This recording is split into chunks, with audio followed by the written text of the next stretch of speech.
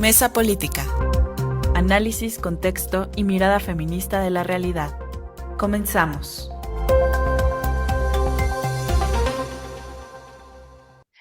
Hola, ¿qué tal? Muy buenos días. Lunes 17 de agosto del 2026. Gracias por acompañarnos en una emisión más de Mesa Política. Yo soy Lucía Lagunes Huerta y le doy la más cordial bienvenida. Gracias por estar. Le recuerdo también los números de cabina 5535084761 y recordarle que a través de las distintas redes sociales X, Facebook, Instagram, nos va a poder encontrar como CIMAC Noticias. Invitarle a que a través de estos dos hashtags que hemos creado para usted, CIMAC Radio y Periodismo Feminista, nos haga llegar sus comentarios, los temas que le gustaría que nuestras panelistas pudieran estar abordando de manera permanente. Y recordarle que todos los jueves en punto de las 11 de la mañana, a través de la frecuencia de 97.3 de FM en esa radio, nos va a poder encontrar para pues una retransmisión que hacen de este programa y bueno, pues estamos muy contentas de que eso ocurra.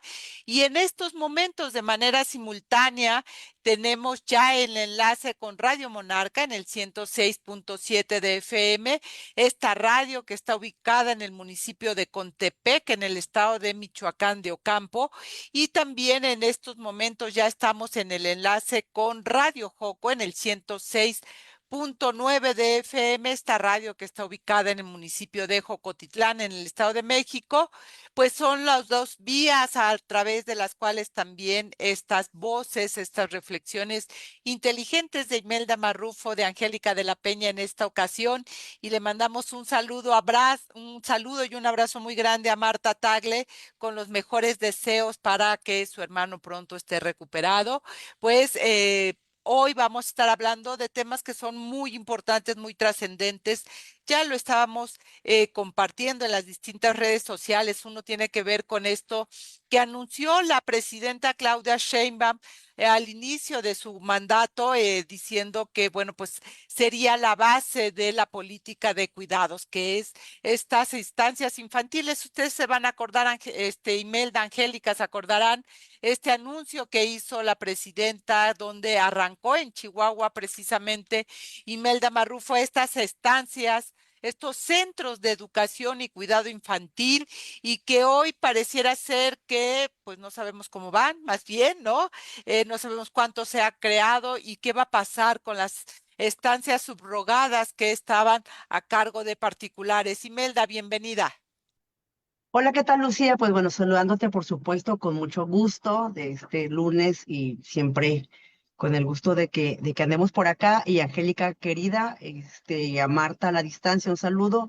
Y efectivamente, Lucía, pues la presidenta anunció, si me permites, yo quisiera como dar un pasito atrás ante este tema, digamos, que podemos conversar para poder un poco identificar sobre la política pública de cuidados infantiles, porque luego confundimos, Lucia, nos pasa mucho las estancias, que los centros de cuidado, ¿no? Como esta parte de las diferentes nombres que ha tenido. Entonces, recordar nada más, como es en ese pasito, que dentro de la política pública pues teníamos aquellas estancias infantiles, ¿no?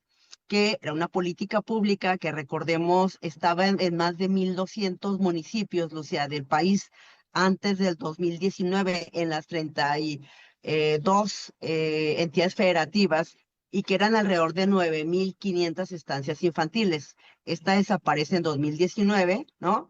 Con la decisión de Andrés Manuel López Obrador de cerrarlas, pese a que recordemos que allí hubo un posicionamiento muy claro de la CNDH en su momento. Entonces, digamos que esa política de estancias infantiles que se elimina, por cierto, que se elimina durante el periodo. ¿Qué ocurre? Bueno, pues que lanzan este programa de transferencias directas para el cuidado de las niñas, de los niños, ¿no? Y bueno, este programa todavía subsiste y es el programa que hoy podemos conocer que en el que se dan 1,600 pesos cada 2 meses, 827 al mes, Lucía, y que hay un recurso, ese es por niño o por niña, y que hay también un recurso para de un poco más de ese dinero cuando se trata de niñas y niños de menos de 6 años de edad que tienen alguna situación de discapacidad, ¿no? Entonces digamos que ese es el programa que sí existe y es la política pública de transferencia directa. El gran tema, Lucía, en esta política pública es cómo vas a pagar con 827 pesos, Angélica, mensuales, el tema de la especialización de los cuidados, ¿no? Del inmueble y de lo que esto, digamos, implica para una persona en la situación de sostenimiento. Nada más lo comento porque esa política sigue. Luego entonces tenemos la política también actual a nivel de espacios de atención. ¿Cuál es esta? Pues la de, a través del IMSS, estas atenciones, digamos, directas o indirectas, que se conocen como subrogadas, que son estos contratos, ¿no? Que se tienen con estas guarderías y que efectivamente, Lucía, como hemos podido ver a nivel de medios de comunicación, lo vimos, bueno, en mi caso, en una nota importante que saca la revista Proceso. Allí básicamente lo que se plantea y se advierte es la situación de la desaparición o, digamos, el cierre de contratos de estas guarderías, que son 650 guarderías en el país, ¿no? 80,000 niñas y niños atendidos de 160,000 padres y madres de familia. Y que, por otro lado, Lucia, ya lo comentabas tú, ¿no? Yo nada más cito que fue Ciudad Juárez por allá del 22 de diciembre del 2024 cuando se anuncia esta política pública, Lucia, porque inclusive se plantea la primera construcción de 12 centros en 2025 en Juárez precisamente, ¿no? Esta información se da a conocer el 15 de enero, más la recuerdo muy bien porque andaba yo por ahí algunas actividades y ciertamente, digamos, sin embargo, hay que comentar que se ha ido, Lucía, y yo, digamos que dejo como esta línea de tiempo, si me permiten, Angélica y tú, justamente para ver las implicaciones que esto podría tener. En ese contexto, solamente en este primer ángulo de lo que ha ocurrido, les diría que sí ha habido diferentes variaciones, porque primero se hablaba de 200 centros de educación y cuidado infantil, conocidos como CESI, y que estos centros de cuidado infantil serían 200, ¿no? Durante el sexenio. Después nos dijeron en octubre del 200, 2025. 200 este año, mi querida Imelda. Ajá. Entonces, digamos, ha Y ido variando. A lo que voy es que nos hablaban de 200 ese año y que iban a ser 1,000 al término del sexenio de la presidenta. Sin embargo, lo que hoy tenemos, Lucía, es que solamente empezó a operar uno en Ciudad Juárez en no hay junio más. en una colonia, en un centro que se conoce como Parajes de Oriente en mi ciudad, y que es el único que empezó a recibir gente. Este centro tiene capacidad de 250 niñas y niños y empezó a recibir gente en junio pasado, Lucía, Mm. y se inauguró en julio de este año, o sea, el mes anterior, o sea, hace unos cuantos días, y es el único que tienen operaciones. Antes, yo lo dejo aquí para este planteamiento de, por supuesto, de Angélica, y yo lo dejaría aquí de que si se, digamos, cancelan, bueno, no que se cancelaran, que se culminaran estos contratos que se tienen con las guarderías subrogadas, estas 650, no se ha hablado y no se ha dicho a qué se debe y por qué no se ha podido cumplir esta meta, Lucía. De ninguna manera tenemos esa información, pero tampoco se advierte ninguna transición de esta, digamos, tanto de estos centros que se pensaban construir, o que de estos 200, ¿no? Es gradualmente por año, por cierto, que ahora yo por ahí, en alguna información vi que no iban a ser 200 el primer año, que siempre los iban a ajustar a 186. Aún así, Lucia, a unos cuantos meses, digamos, es que el año se ha ido rapidísimo. de concluir, digamos, este año en un menos de en un semestre para concluir el año, la pregunta que podremos hacer para el gobierno es si en enero 2027 cuántos CESIS estarían funcionando ese mismo día del 1 de enero y si estos son los mismos en cuanto a personal, capacidad instalada, niñas y niños que van a atender en la misma proporción de las contratos, digamos, de estas guarderías subrogadas que van a dejar de operar. Ese sería el planteamiento que yo haría, digamos, para este primer saque. Muchísimas gracias, mi querida Imelda. Sin lugar a dudas, este panorama que tú planteas, que es más allá solo de los centros de integración o los centros de cuidado, ¿verdad? O los centros educativos. Y estaba revisando el comunicado que hizo el gobierno de México precisamente en octubre, el 29 de octubre del 2025, donde garantiza y dice que en este año se construirían 200 centros de educación y cuidado infantil para madres trabajadoras, que ya se tenían 150 terrenos validados para la construcción de estos centros y que la meta sería que para el 2030 habría en el país 1,000 centros de este tipo en 507 municipios del país, que si mi memoria no me falla, Angélica, pues son los 500 casi la totalidad de municipios en todo el territorio nacional.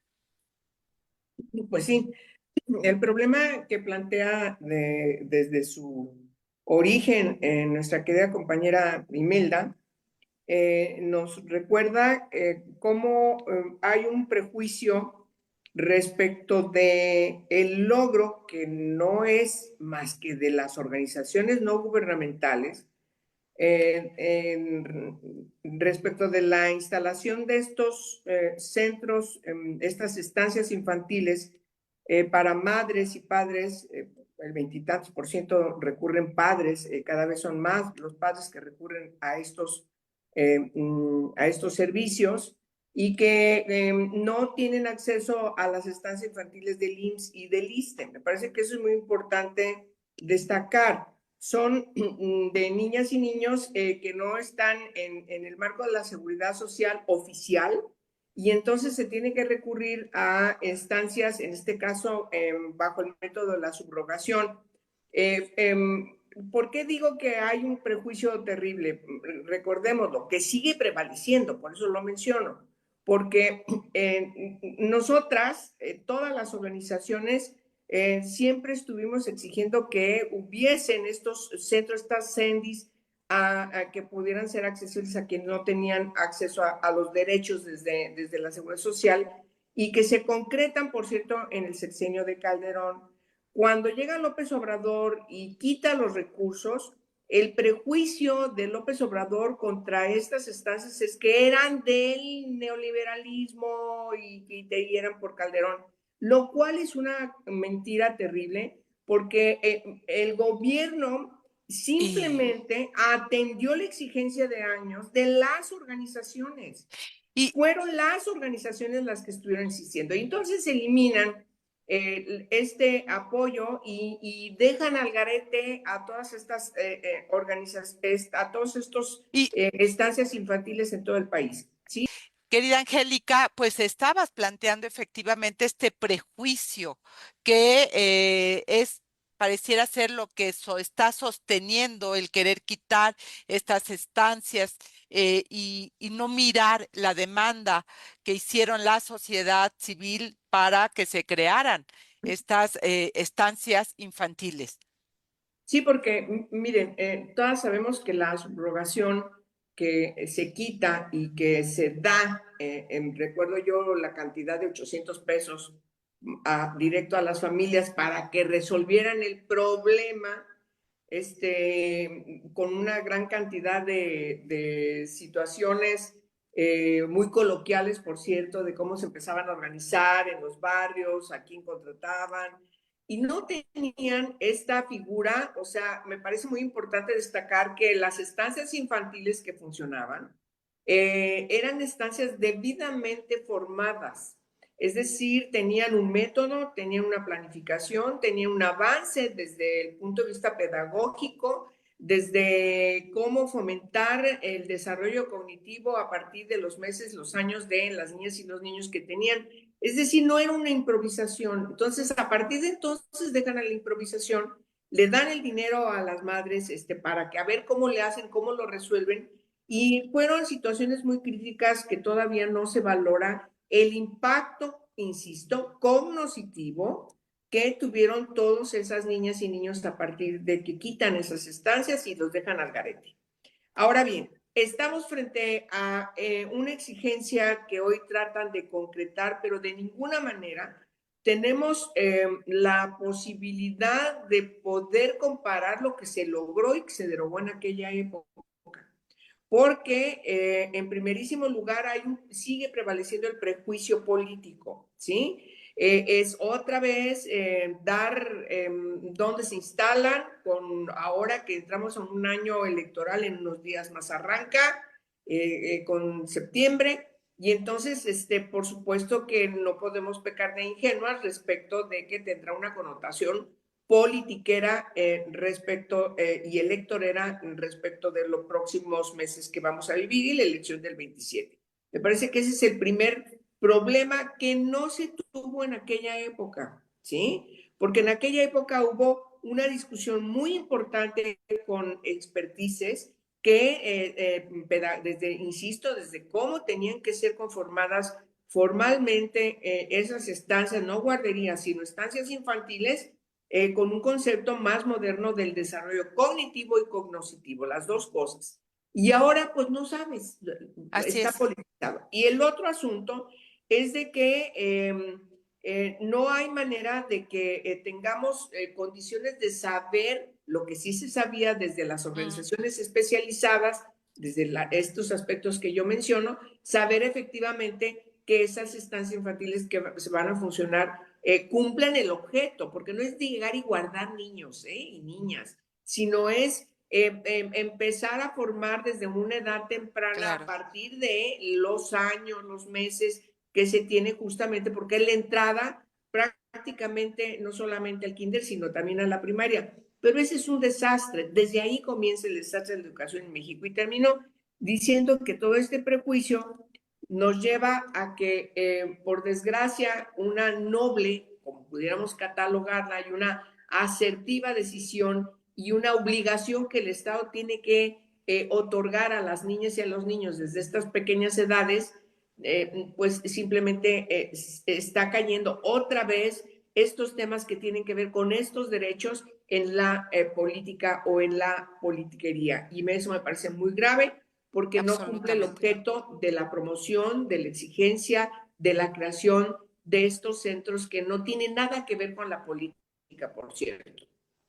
Absolutamente, Angélica. Y revisando precisamente el anuncio que hizo la presidenta a principios de este mes de agosto, donde pues lo que hace es reafirmar que en los próximos meses este modelo de las estancias infantiles que estaban subrogadas va a desaparecer y que en su lugar van a estar estos centros de educación de niñas y niños que arrancó en Tijuana, en Chihuahua, pero me parece que lo que tenemos, y ustedes lo colocan muy bien, Angélica, y tú, Imelda, es que no sabemos cuál es el modelo que van a estar usando esas centros de educación, ¿no? ¿Cuál es el modelo de atención de niñas y niños? ¿Cuál es ese modelo educativo? ¿Hacia dónde está yendo ese modelo? Y el otro elemento fundamental es esta concepción de madres y padres trabajadores. Y yo me pregunto, pues todas las mujeres que están trabajando dentro del hogar y que no es reconocido como un trabajo remunerado, ¿qué va a pasar con ellas? Ellas también van a poder acceder o tú vas a llegar con un papelito que diga que eres una trabajadora, no sé, con afiliación al ISSSTE o al Seguro Social, y eso deja por fuera a la gran mayoría de las mujeres que están en el trabajo fuera del hogar, porque más del 70%, si no es que el 70%, ahorita el dato no lo tengo preciso, de las mujeres que tienen un trabajo remunerado están en la informalidad. Me pregunto si ellas van a poder acceder también a ese tipo de trabajos y si las mujeres que están trabajando en el hogar, como se les conoce, amas de casa, y que la presidenta ha dicho que hay que reconocer porque es un trabajo y bla, bla, bla, también van a poder acceder a ello, o se sigue teniendo el esquema de que sales a trabajar, porque en el hogar no se trabaja, mi querida Imelda.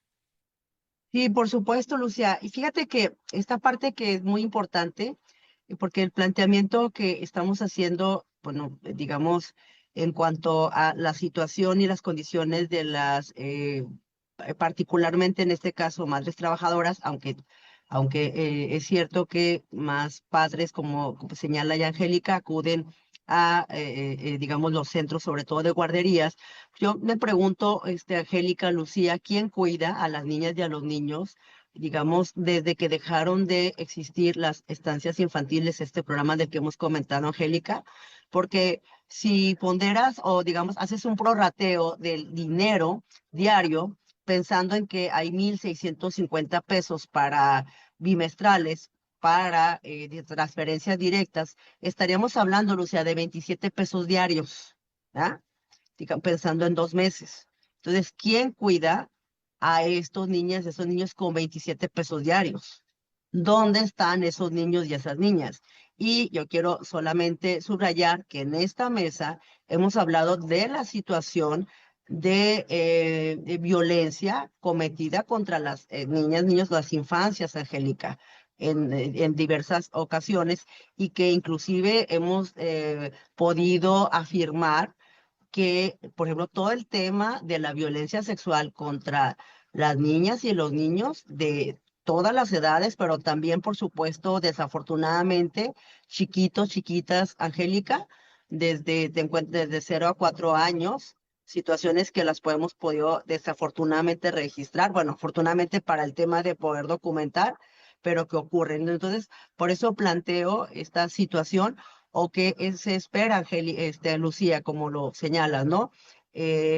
Finalmente, estamos hablando de un sistema que en realidad no lo es, porque el OCESI, estos centros de educación y cuidado infantil, de los cuales se desconoce el modelo que tendría, que sí deben implicar, ya lo dice Angélica, la especialización.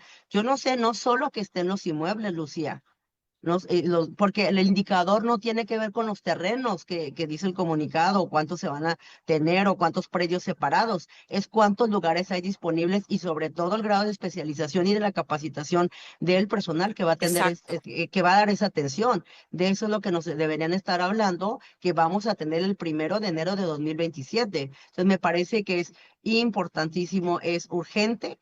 Que esto que tener la claridad y que se informe, pero no solo eso, me parece que tenemos que ir más allá, porque finalmente los CESIS por sí mismos no son la política del sistema integral de cuidados. Es finalmente una parte que tiene que ver con los cuidados de ciertas edades para las niñas y los niños, pero el Sistema Nacional de Cuidados implica los cuidados de personas mayores, los cuidados de las cuidadoras, es decir, de un sistema realmente de mayor, digamos, duración y mayor integralidad.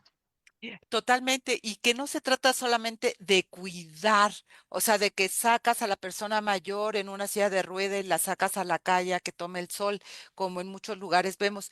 Fíjense que ahora que estuve en Alemania, por ejemplo, dependiendo de las condiciones de movilidad, de una serie de situaciones de las personas mayores, el Estado incluso paga a quien va a hacer el trabajo doméstico en esas casas, por ejemplo.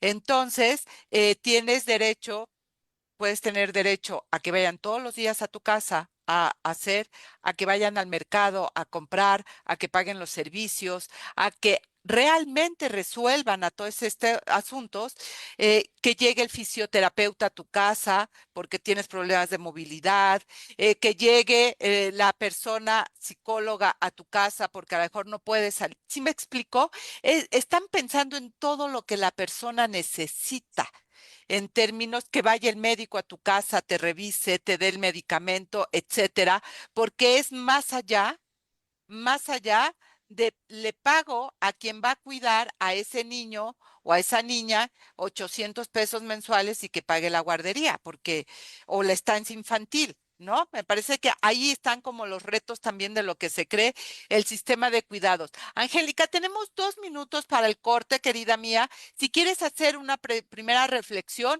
y recuperamos regresando del corte contigo. Sí, bueno, rápido.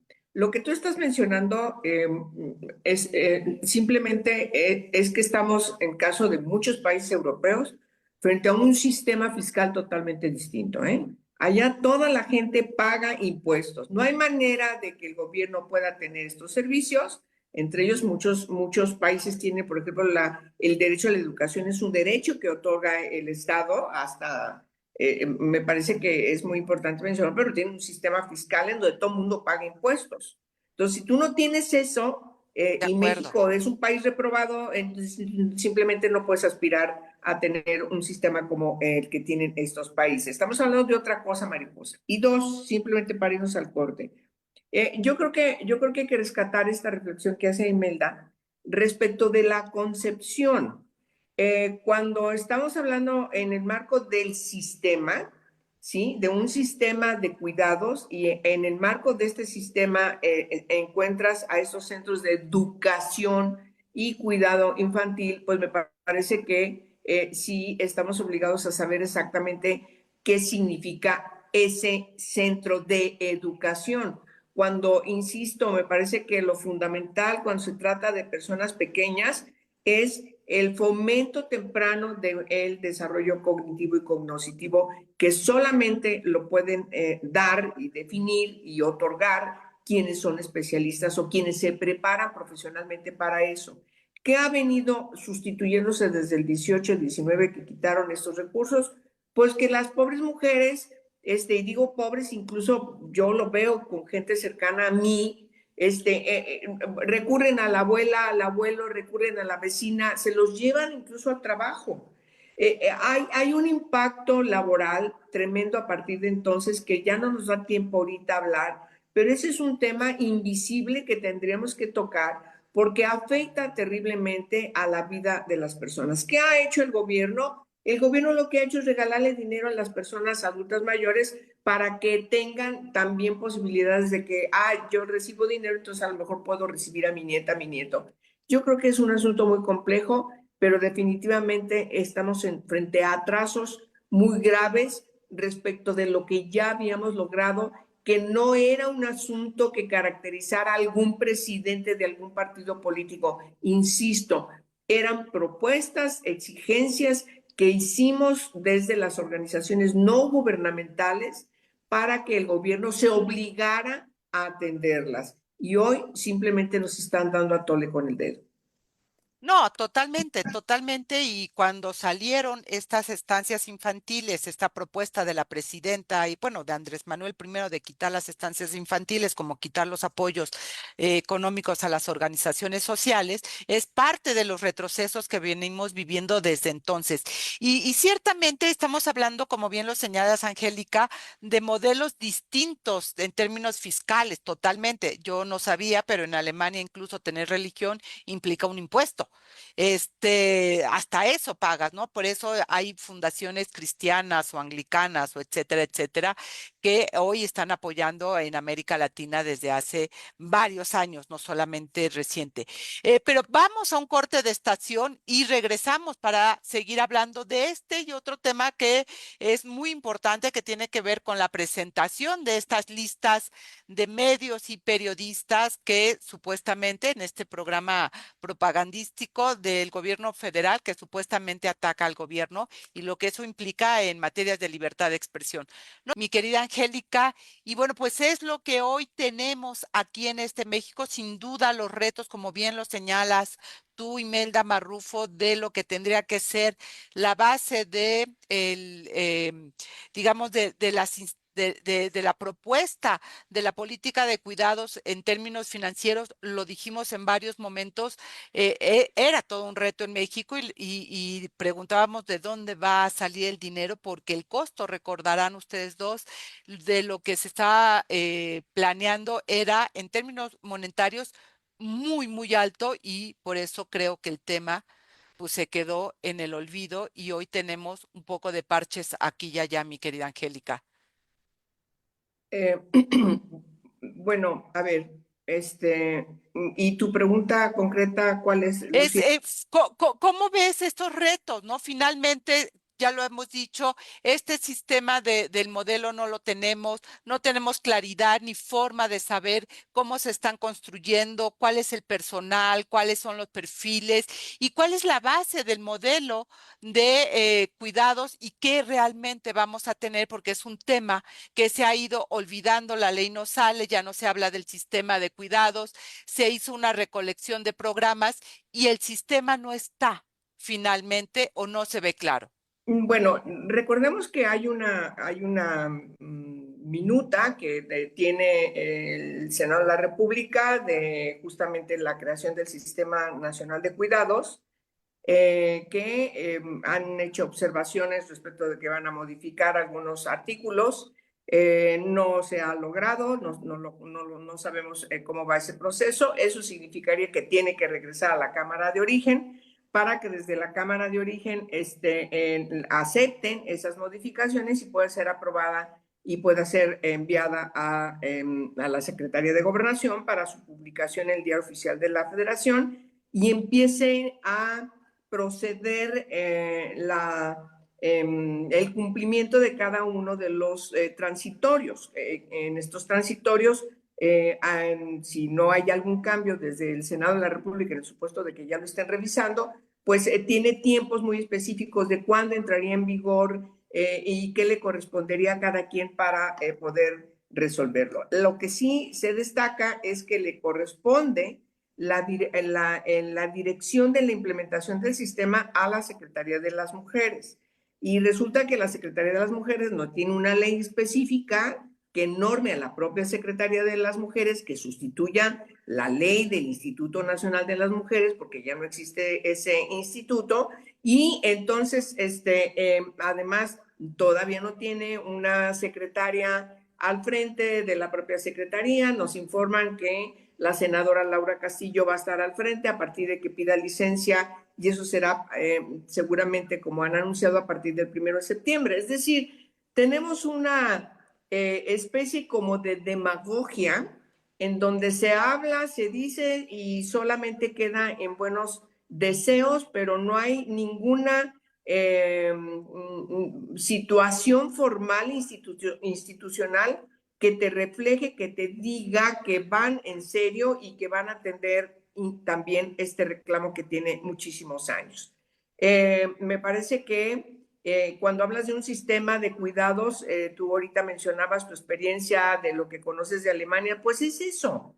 Es decir, el Sistema Nacional de Cuidados que tiene que tener un fundamento legal e institucional y de una formalidad financiera que México no tiene, insisto, porque también tenemos otro gran pendiente que es la reforma fiscal que yo mencionaba, que no lo tocamos, pero es verdaderamente preocupante porque en México quienes pagan impuestos solamente quienes están, los trabajadores y trabajadoras que están en un ámbito cautivo desde el punto de vista fiscal, pero hay un gran vacío para recabar recursos fiscales de manera que tengamos condiciones de que el gobierno pueda solventar todas estas obligaciones desde un enfoque de desarrollo social. Y por supuesto, pues me parece que ese problema lo venimos arrastrando también hace mucho tiempo y creo que no va a haber condiciones de que aún aprobándose este sistema se pueda implementar como se debe, porque no veo yo a este gobierno de la 4T interesado en que haya un trabajo estructural para apoyar a las familias, insisto, de manera formal, no en la dádiva gubernamental que se da cada mes, cada 2 meses a las personas que tienen cierta característica de vulnerabilidad. Eso definitivamente, y eso no lo digo yo, te lo dice cualquier especialista y te lo fundamentan todos los especialistas en el mundo, por supuesto que no incide en el desarrollo social, sino al contrario, está sustituyendo desde la filantropía gubernamental el deber del Estado de garantizar todas estas condiciones de desarrollo social de todas las personas a partir de sus propias necesidades, pero resolviéndolo estructuralmente, no desde la asistencia social, no desde la dependencia gubernamental, porque resulta además de que México está teniendo serias dificultades para tener los recursos que se necesitan para todas las actividades y responsabilidades que tiene el gobierno. Podemos hacer una gran lista. Salud, es una crisis como nunca lo habíamos visto. En educación, bueno, la educación no importa a las niñas y los niños, sino los sindicatos que vienen y hacen todo lo que ya sabemos que hacen en nuestra ciudad. Y así puedo hacer la gran lista en donde el gobierno no está actuando desde el enfoque de lo que tiene que ser el desarrollo social.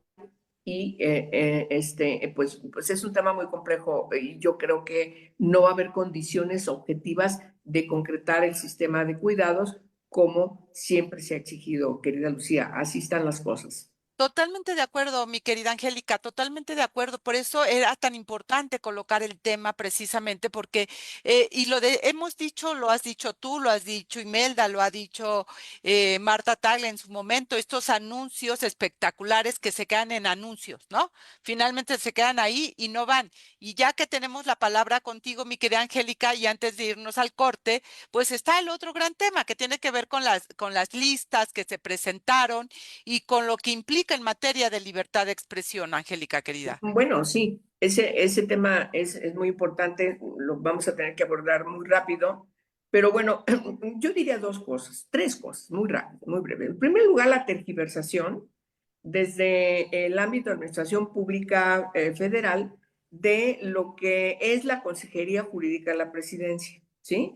Creo que tenemos experiencias muy importantes respecto del funcionamiento de una real Consejería Jurídica que tiene la función de coadyuvar, de estar cerca de la Presidencia de la República, de la Presidencia, no del gabinete, de la Presidencia de la República, para orientarle desde el punto de vista jurídico, no desde otro aspecto, sino desde el punto de vista jurídico, cómo tienen que normarse las directrices del propio gobierno, ¿sí? Me parece que el objeto de la creación de la Consejería Jurídica de la Presidencia, como está en el organigrama de la administración pública, está totalmente tergiversado. Eso me parece gravísimo. ¿Por qué? Porque ahora estamos viendo que quien está al frente de la consejería pues se dedica a un programa que se le llama, es la segunda cuestión, la tarea fundamental pareciera que es estar en este programa que se conoce como derecho de réplica,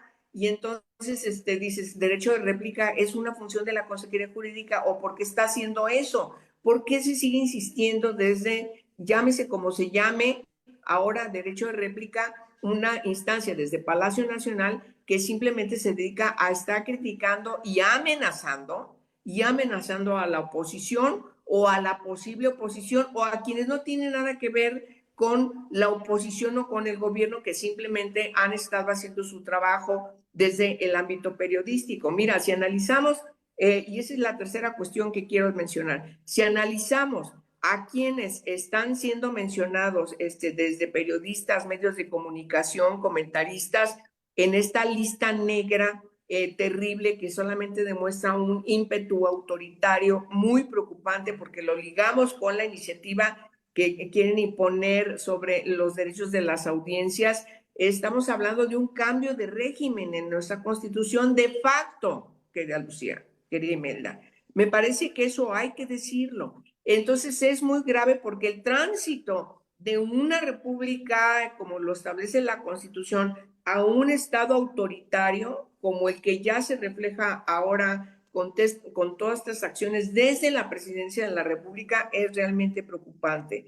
Por lo tanto, sí necesitamos, en primer lugar, y con esto termino, señalar que todas estas personas, o prácticamente todas estas personas y todos estos medios, siempre en cada sexenio, y hay una historia que no se puede ocultar, han estado haciendo críticas al gobierno en turno. Todos y todas. Entonces, no se puede decir de ninguna manera que ahora todos estos están dedicados a criticar a este gobierno de la 4T. Habrá políticos que están en un partido político, pues están haciendo su función como partido político. Es un derecho. ¿En qué parte de la Constitución se dice que los partidos políticos no pueden hacer críticas al gobierno? El que sea en los 3 órdenes de gobierno. Perdón, eso forma parte de la libertad de expresión, de la libertad de opinión y de los derechos fundamentales establecidos en nuestra Constitución, que son una garantía que tienen todos los partidos políticos, pero también las ciudadanos de a pie. Por supuesto, los medios de comunicación, cualquiera que sea su ámbito de desarrollo y de trabajo y de influencia. Por lo tanto, me parece que la conclusión es que es inaceptable, queridas. Es inaceptable porque eso también va a alcanzar a CIMAC, por cierto, y va a alcanzarnos a quienes estamos aquí Claro, respecto de nuestra opinión, que absolutamente. es nuestro derecho y que siempre lo hemos tenido y nunca nos hemos quedado calladas, nunca, en ningún sexenio. Y en su turno hemos criticado lo que nos parece que está mal en los distintos sexenios que han pasado antes de este gobierno de la 4T. Por lo tanto, me parece que no hay que quedarnos calladas y seguir insistiendo desde todos los ámbitos que estos derechos son inalienables, imprescindibles, son universales y además son constitucionales y son convencionales. Totalmente, o sea, a todos los medios, incluso a los medios comunitarios y sociales como la radio que la Alianza por el Derecho Humano de las Mujeres a Comunicar obtuvo para la Ciudad de México, esto va a impactar. Y me parece muy importante recuperar, solamente con este comentario cerrar este fragmento para regresar, es que desde la llegada del presidente Andrés Manuel López Obrador, cuando se crea esta sección, recordaremos de quién es quién en las mentiras, ¿no? Lo que dijo el relator de libertad de expresión es que el señalamiento desde la tribuna más alta del gobierno federal hacia periodistas era un inhibidor del trabajo periodístico y conminaba el relator Pedro Vaca a revisar precisamente la política de comunicación que se estaba desarrollando, porque era un estigma el que se estaba colocando desde la tribuna presidencial a periodistas que ellos calificaban como contrarios al gobierno, porque una de las cosas que vimos es que entonces clasificaron de buenos y malos, ¿verdad? Y creo que, por supuesto, la defensa, de eso no lo creo, estoy convencida de ello, la defensa de libertad de expresión para todas las personas es algo que tenemos que tener clarísimo y, por supuesto, para las y los periodistas. Gracias. Imelda Marrufo, ¿tú cómo lo miras? Y por supuesto, ¿sabes qué? Me parece, bueno, primero también desafortunado. Yo coincidiría con este primer apunte de Angélica, desafortunado en cuanto al rol de la Consejería Jurídica, Angélica, que en realidad la hemos visto más como una persona, alguien que reproduce lo que el área de comunicación social o de comunicación de la presidencia ha definido que se diga, ¿no? Y en ese sentido es quienes manejan efectivamente, manejan o quieren manejar la narrativa de comunicación y parece que la consejera jurídica se ha reducido a eso y es una lástima, ¿eh? Realmente que ese sea el papel que esté jugando. Y por otra parte, señalar, Lucía, que una de las periodistas, Paula Rojas, publicó que después de haber aparecido, digamos, en esa lista, haber recibido ataques de todo tipo para también su vida privada, familiar y demás.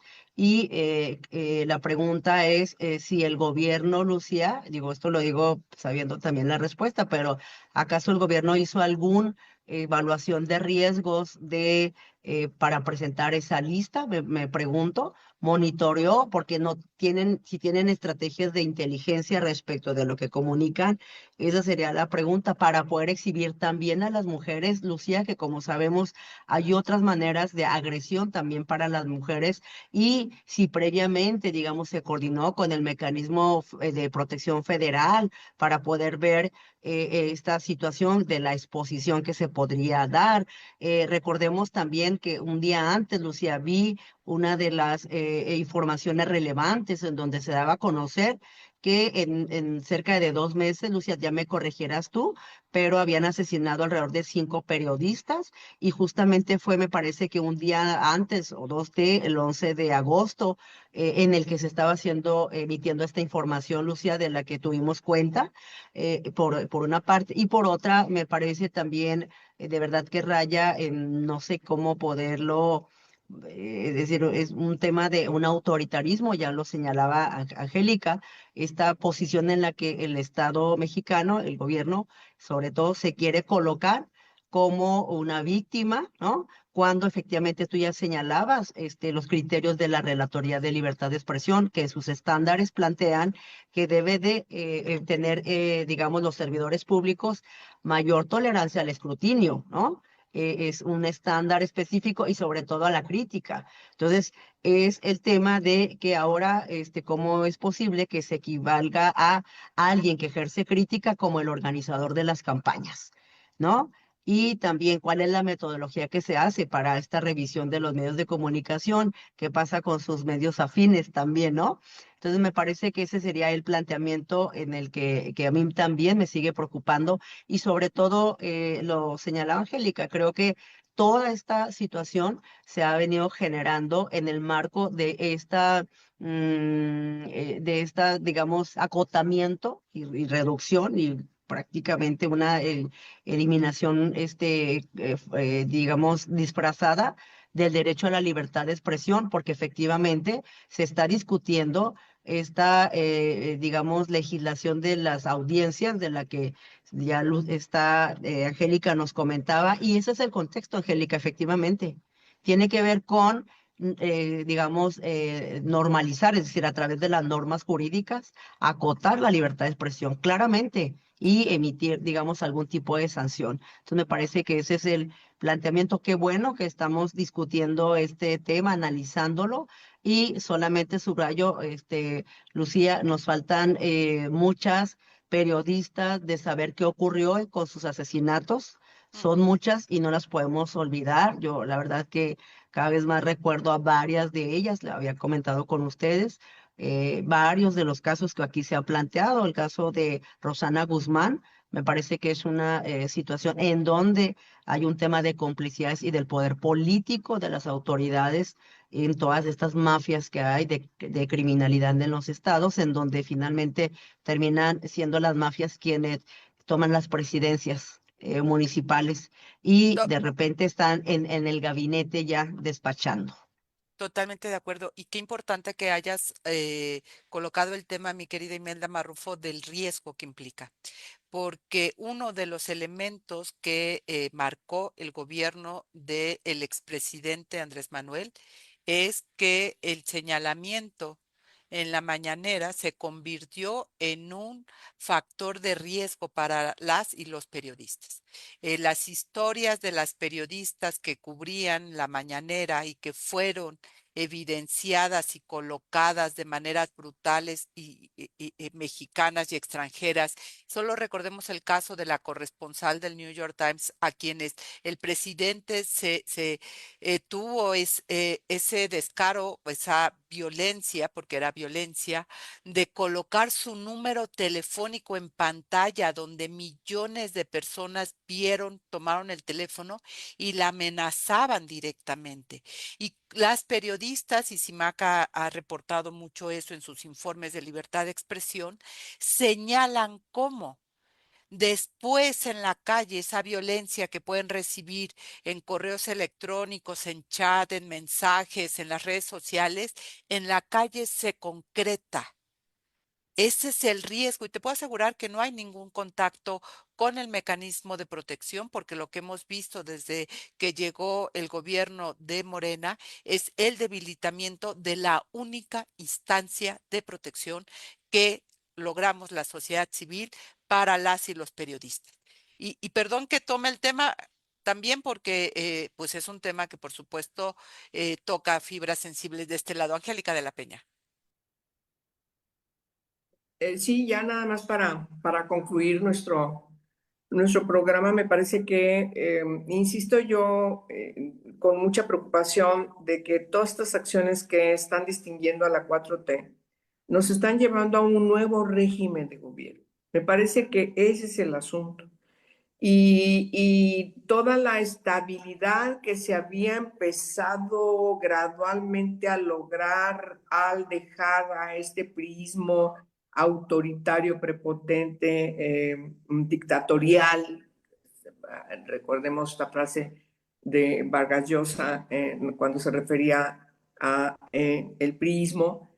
Yo creo que estos retrocesos de 40 años atrás son muy preocupantes, pero además termino con lo siguiente, alertándonos. Todas estas acciones, queridas, tienen un cometido clarísimo, es impedir que la cuarta T pierda la Cámara de Diputados. Ya tiene un tufo electorero.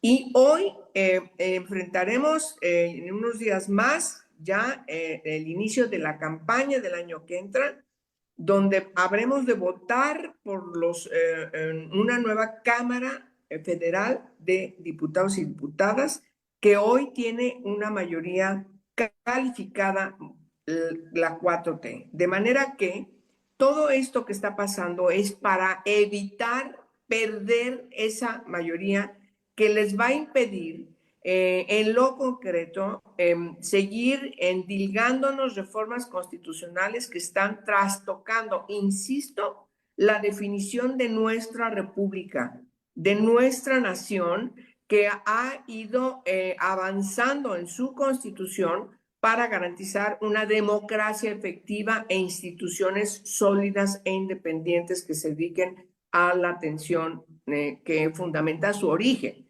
sin discriminación, sin colores partidistas, sin no rendición de cuentas y sobre todo sin indicios autoritarios como lo estamos viendo hoy. Me parece que esa sería la conclusión a la que me llevaría el haber tocado este tema, queridas colegas, querida Lucía, Simac, Imelda, porque no estamos ante una situación ordinaria, sino extraordinaria de emergencia, y ojalá que quienes nos escuchen entiendan el valor de su voto, el valor del equilibrio entre poderes, que tenemos que volver otra vez a reinstalarlo. Obviamente hay que corregir muchas cosas. Nadie dijo nunca que ya habíamos logrado una democracia plena. Estamos en una transición, pero esa transición ha retrocedido 40 años y hoy no tenemos una división de poderes como nos lo ordena la Constitución desde su origen. Desde la primera Constitución,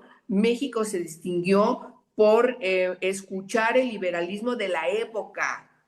Fue uno de los países, miren, bueno, la propia reforma, la etapa de la reforma en el siglo antepasado, con la división de poderes, pero también de la definición del Estado laico, etcétera. Es decir, necesitamos volver a discutir cómo las personas de carne y hueso, pero con una INE, efectivamente le den valor a su voto. Yo creo que es por ahí, y ahí vamos las mujeres, pues somos el 52%. Absolutamente.